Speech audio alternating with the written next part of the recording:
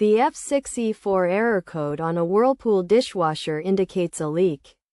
This error is commonly caused by a leaking motor diverter valve or a faulty float switch. To fix the issue, two possible solutions can be applied. The first solution involves replacing the motor diverter. Start by switching off the dishwasher and cutting off the water supply.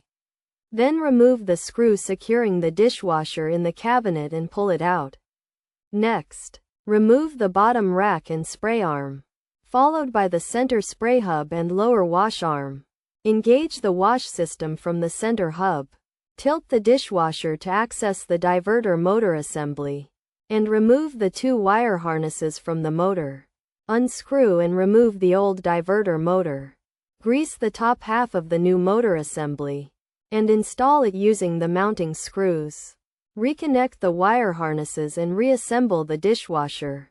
Finally, restore power and water before testing the appliance. The second solution involves replacing the float switch. Switch off the dishwasher, cut off the water supply, and remove the screw securing it in the cabinet.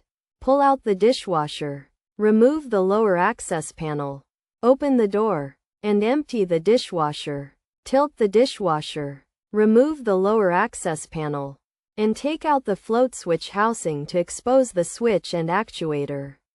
Remove the wire harness, discard the old housing, and remove the wires from the old switch. Install the new switch and housing.